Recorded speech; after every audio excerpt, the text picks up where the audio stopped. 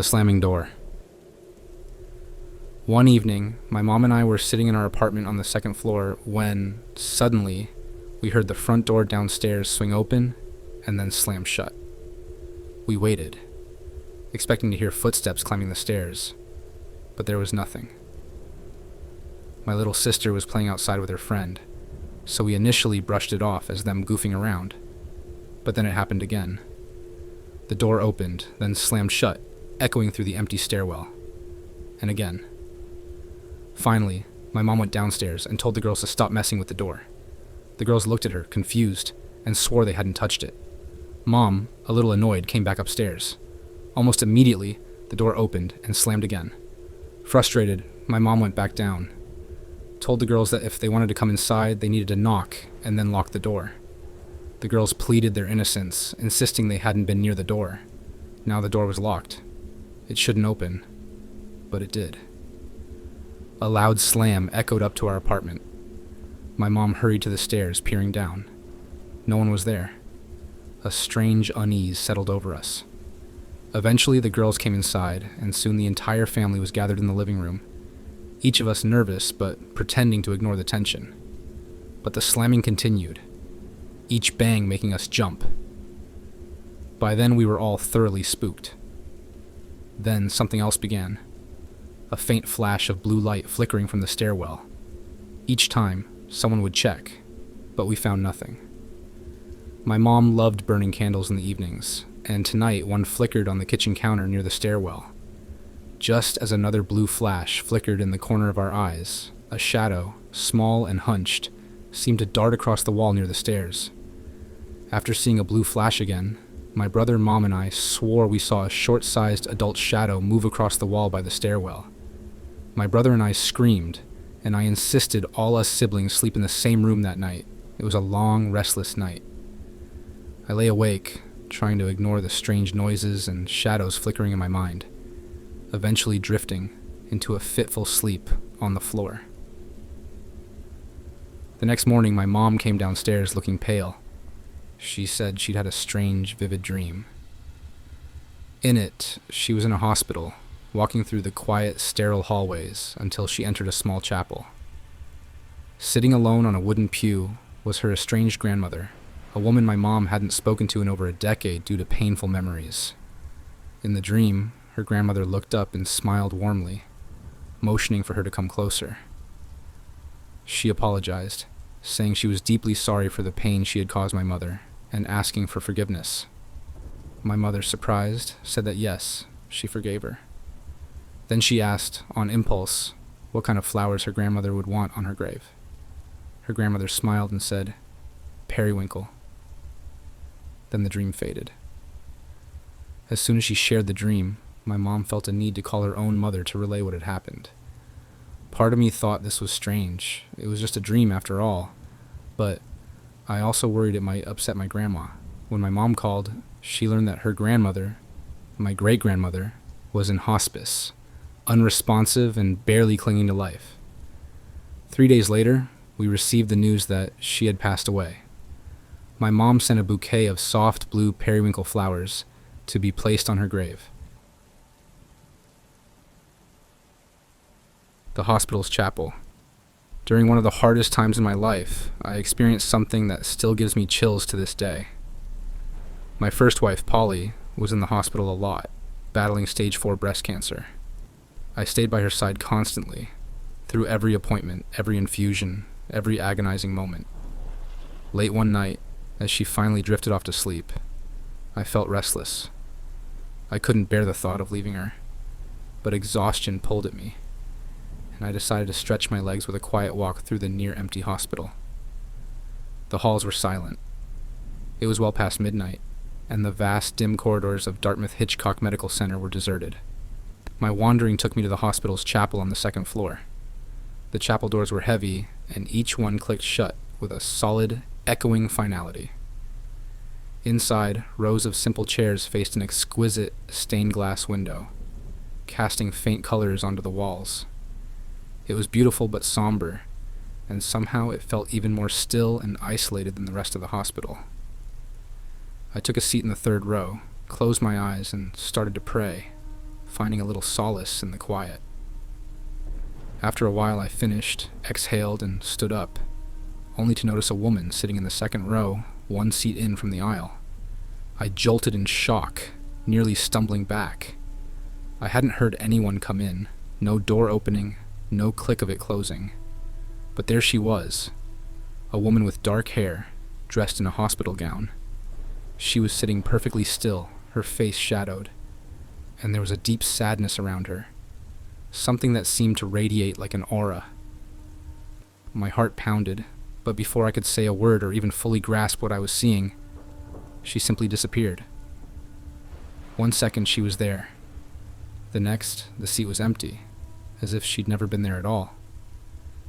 I stood there in stunned silence, chills running down my spine. After a moment, I found my voice and murmured, "I'm sorry for freaking out. I hope you find peace." I meant it. There was something about her that seemed lost, like she was still searching for something that eluded her. Not long after that night, I lost Polly. She passed away, ending a painful battle with cancer. And though I never saw that woman again, I think of her often, wondering if she was some kind of messenger, a spirit, or a reminder that even in our darkest moments, we're not alone. The Curse of Buzz-lightyear. This is my personal story, and not a story from Reddit. I grew up with an attic full of toys from my childhood, all stored in my walk-in closet. Yes, I had a walk-in closet.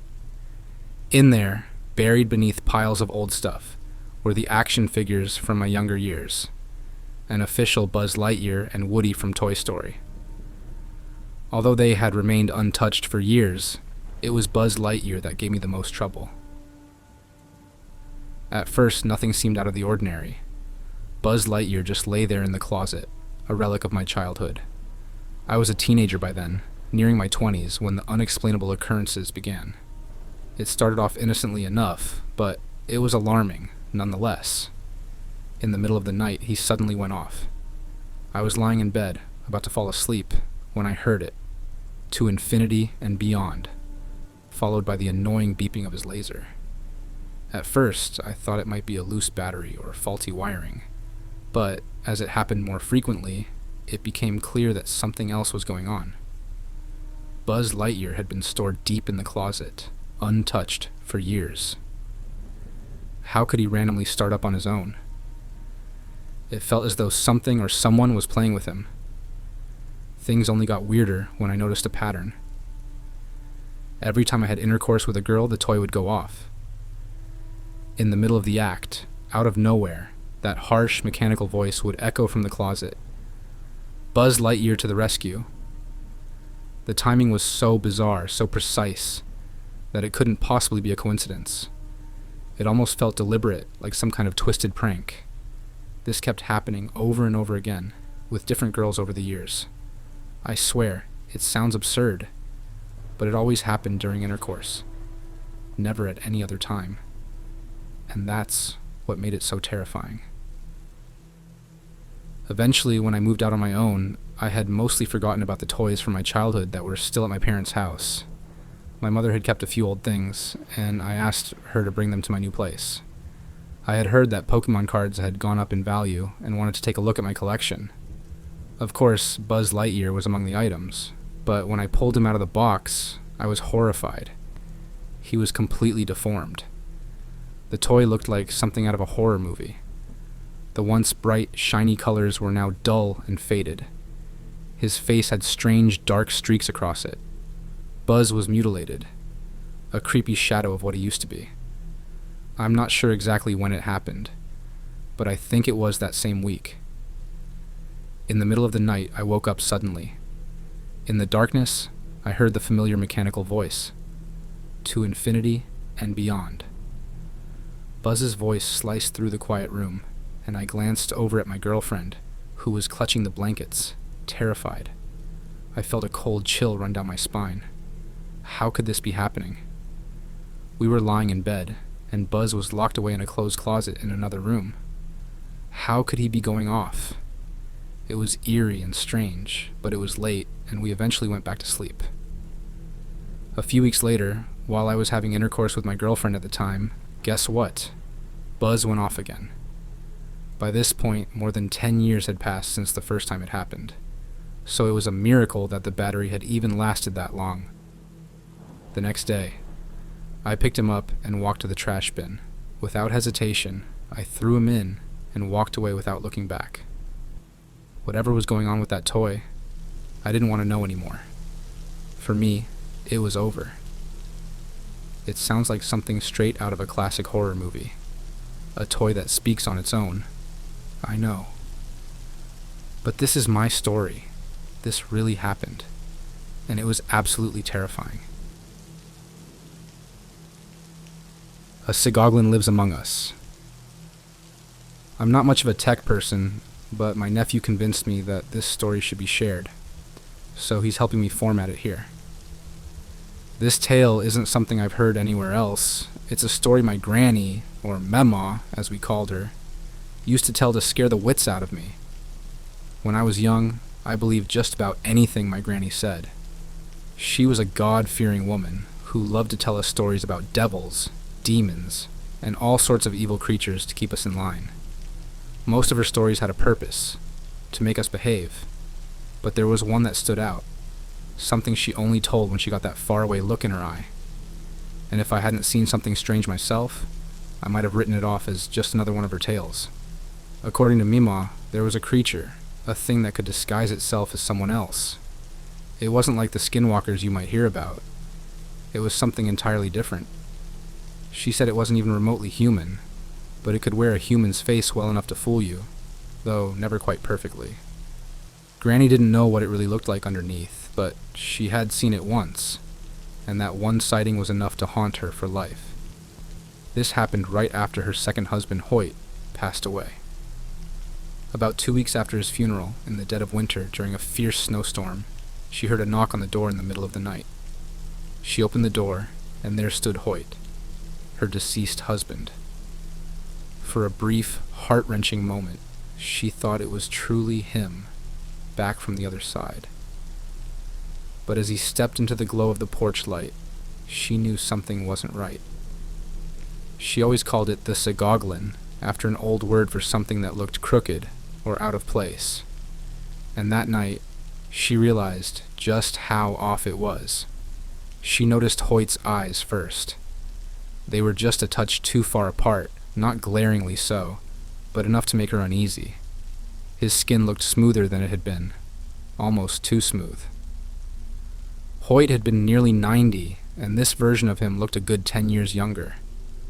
The more she looked, the more she felt the dread sinking in, knowing Hoyt was buried deep under the ground, and couldn't possibly be standing on her doorstep. As she stood there, paralyzed, he raised his hands and spoke. "Don't worry, honey." But his voice didn't sound right. It had a scraping, broken quality to it, like someone trying to speak through a cracked pipe. His lips didn't sync with the words, almost as if the face he wore was just a mask, and something else was struggling to animate it. Granny was tough, though. She told me that after the initial shock wore off, she started pushing him, pounding at his chest with both fists. Hoyt, or whatever this thing was, felt cold to the touch, ice cold, which would have made sense in that weather, but somehow this chill went deeper, as if he had no warmth inside at all. She swore she had never been more terrified in her life. When she hit him, the thing staggered back and made a sound that she said she'd never forget. A low, moaning noise, like an old door groaning open. She tried to imitate it for us once, but it always made her choke up, her face going pale as she remembered. After that, she slammed the door shut, and though she peeked through the window, it just stood there on the porch for almost an hour before slowly fading back into the snowy woods. She was snowed in, no phone, and her nearest neighbors miles away. She waited, watching, until she finally drifted off in exhaustion. But that night left its mark on her forever. Granny told us the sigogglin could change its form and appear as anyone. It was the only time she saw it, but she claimed her own granny had stories about it too. Now I might have laughed it off as a scary old folktale if I hadn't seen something strange myself, years after she'd passed away. One night, on my way home from work, I stopped at a gas station. It was late, and I was the only customer there, except for a man standing stiffly by the counter. The cashier kept asking him to move so he could help me, but the man wouldn't budge. Eventually, he turned toward me, and I got a good look at his face. His skin looked rubbery, almost fake, and his eyes, two dry, glassy marbles, seemed wrong somehow. They were so blank I couldn't tell where he was looking. After I paid, he followed me outside, silent as a shadow. I assumed he was just down on his luck or maybe sick, so I tried to be polite. When I got to my truck, I asked if he needed any help. He just stared with those dry eyes, then finally said, "All good," in a voice that creaked and groaned, just like Mima's description. The next day, I went to visit her in the hospital and told her what I'd seen. She reached up, touched my forehead, and whispered, "Now you've seen it too."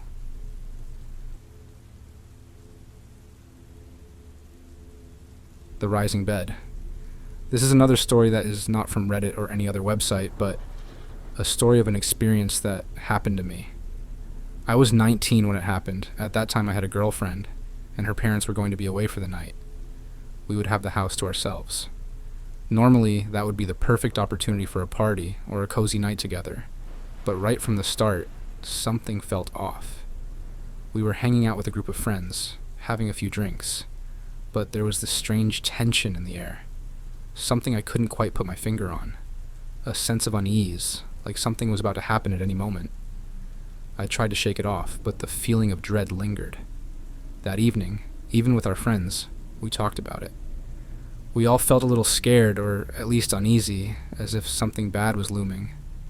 We joked about a burglar or some kind of accident, but deep down, I knew it wasn't just random fear. There was something more to it. Eventually everyone left, and it was just my girlfriend and me. We decided to go to bed, but the uneasiness didn't go away. It felt like my body was bracing itself for impact, like my nerves were stretched thin, waiting for something. I lay there next to her, listening to the silence of the house. She was still awake too. I could tell by her breathing that she felt the same tension. Then it happened. I still don't know how to fully describe it, even now. It was a moment where all my senses sharpened, and time seemed to freeze.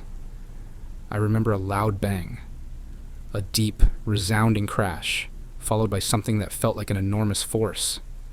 The bed beneath us suddenly lifted, as if an invisible hand had grabbed it and raised it into the air. For a split second, we were floating. Then the bed crashed back down with a jarring thud. It felt like some unseen force had lifted us and then slammed us back down. At least that's how I can best describe it. But it could have been some kind of shockwave or force against the bed. It all happened so fast, but the impact was huge and powerful. My heart pounded in my throat, and I looked over at my girlfriend. She lay there, eyes wide open in shock. We stared at each other, speechless, as adrenaline surged through our veins. The fear on her face was unmistakable. We had both felt it. The bed had moved. I can't even begin to imagine how much strength it would take to make that happen. But it did. Shock quickly turned into panic, and my girlfriend started crying. The sound of her sobs made it all feel even more real, more terrifying. I felt my own body trembling, my heart racing. We had to get out of this house that now felt like it was filled with something malevolent. I jumped out of bed and grabbed my clothes off the floor while she did the same. Without saying another word, we rushed out. We hopped on my scooter and sped through the cold night to my parents' house. When we finally arrived, my parents looked at us, confused and concerned. We tried to explain what had happened, but their expressions told me they thought we were crazy. That night, we slept in my old bedroom, still shaking from what had happened. I don't know what it was, but it was beyond bizarre. But one thing I know for sure. What happened that night was real, because my girlfriend, who was lying right next to me, felt it and heard it too. And it was absolutely strange and terrifying. The attic incident. It was a quiet night. Nothing out of the ordinary. Suddenly, the light in the hallway flicked on. My ears perked up, and I was wide awake. Before I could even react, I heard footsteps. Someone was running up the stairs, but not in a normal way. The sound of the footsteps was too fast, inhumanly fast. My heart skipped a beat. This couldn't be a person. Frozen in fear, I stared at the door. Any second now, it could burst open. But what could it be? I didn't know, but I knew it wasn't something good. The door stayed shut, though. The footsteps stopped just as suddenly as they had started, but the hallway light was still on. My heart was pounding as I finally had gathered enough courage to crawl out of my bed and cautiously step into the hallway to see if anyone was there. Nothing. No one. I walked over and switched off the light, my fingers trembling as they touched the switch. Even years later, I still think about that night. My parents were asleep and there was no one else in the house. What did I hear? No human could run that fast. And the light, how did it turn on by itself? Whatever it wasn't natural. That much I'm sure of. When I was 13 in Gettysburg. When I was 13, my family and I had a strange experience in Gettysburg that still sticks with me. It was late, nearly closing time at the battlefield park, and I was with my mom, my 2 younger brothers, and my uncle. I don't recall exactly where we were, but it was pitch dark, and the road took a sharp turn as we made our way out. As we rounded the bend, our van's high beams lit up the path ahead, and we all saw 3 figures standing just a short distance away. My mom asked if we all saw them, and we all said yes. In the headlights, I could make out 2 men in Union Army uniforms and a woman dressed plainly, her sleeves rolled up to her elbows and her hair pulled back. They stood there with these blank, almost lifeless expressions that were hard to describe.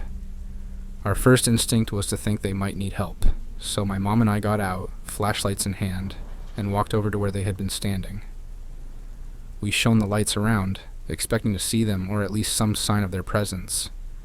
But there was nothing. No footprints, no trace of anyone. The ground was dirt, and we should have seen tracks leading up to where they stood. But all we saw were our own footprints from walking toward the spot. When we got back in the van, my mom suddenly mentioned something odd. None of them had even reacted to the high beams. They hadn't shielded their eyes or turned away, as anyone would have when suddenly caught in that bright light. They just stood there, unblinking and motionless. It was a short encounter, but it left a big impression. I still think about that night in Gettysburg often, and I wonder who or what we really saw.